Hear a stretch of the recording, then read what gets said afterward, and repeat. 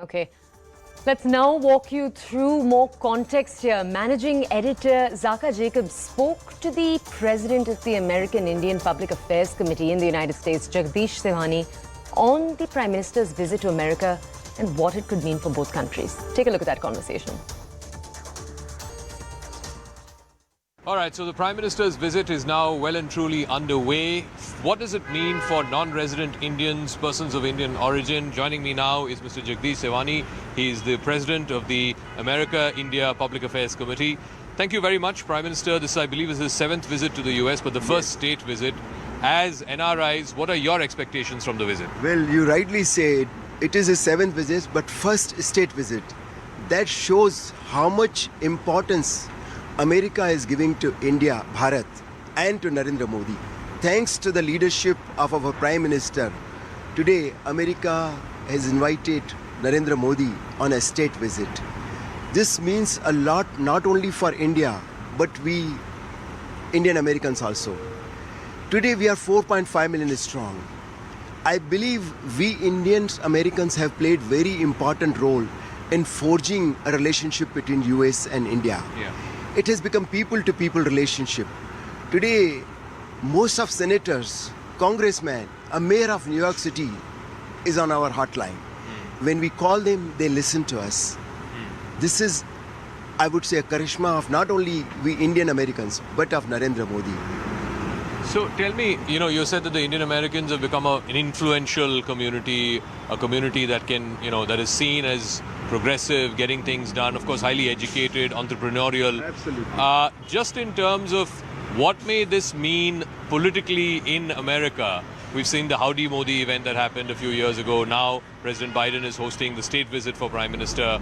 How important has the Indian American community become from a vote bank point of view? See, vote bank point is very important. We are 4 means about 1.52% population. I have to request our Indian brothers here to go and vote because the politicians understand only one language, that's the language of vote. My local politicians do complain that a lot of Indians don't vote here. And through your channel, I want to awaken them, wake them up. Yes, we vote them, we do a lot of funding for them, but they are interested in our votes. And this is our, I would say, power that I'm sure last week, I'm sure you're aware, that New York City has declared Diwali as a holiday, a school holiday. This is a first step. We want Diwali should be a national holiday. Like in Bharat, we have Christmas, it is a national holiday. This is the way it should be in America also. But this is the first step. It's a baby step, and I'm sure it will happen. I just want to talk a little bit about, the IT crowd, the high-tech crowd. They've always had these concerns about H-1B visa, the time taken for green cards, etc. What can be done to expedite that?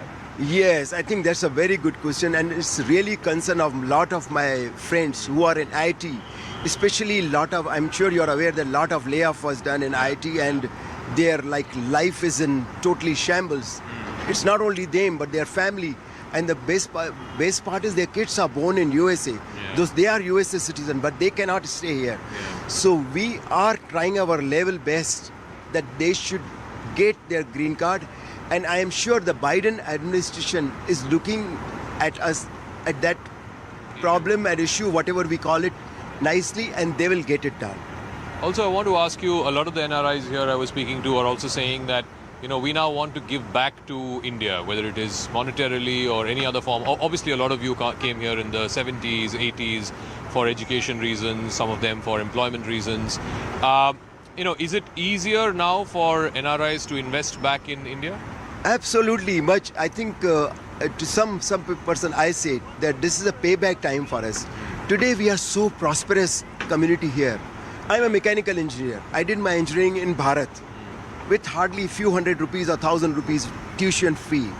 And today what I am, the credit should go to my Bharat Mata. And I'm so prosperous. And today time has come for me to give to my country back.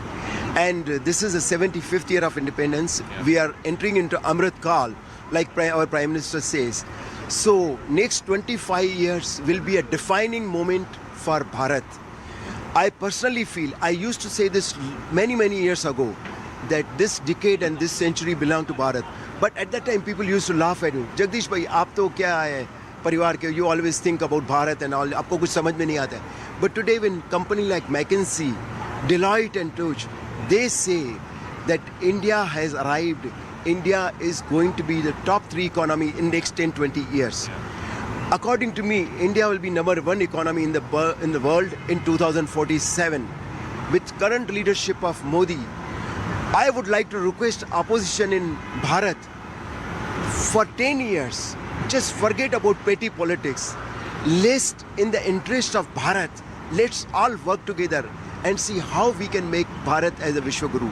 It is doable. And I want to tell Narendra Bhai also, me and including a lot of my NRI friends, we want to come back to India and tell us what we can do for Bharat so that India can become a Vishwaguru. So, I'm sure, Jagdish Saab, when you came to US, there was this whole concept of brain drain, the best educated minds are going to America and so on. Do you see a reverse brain drain happening? I think it has already started happening, especially people we call our generation of $20. At that time, they used to give us only $20 to come to this country. So from there we have come, today, most of the hotel industry, more than 50% is owned by Indians.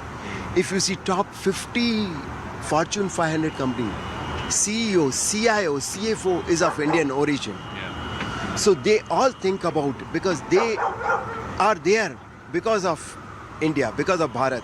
All those IIT graduates, IIM graduates, they owe to us, and they are really fully passionate about India, and they want to do it, and they will do it.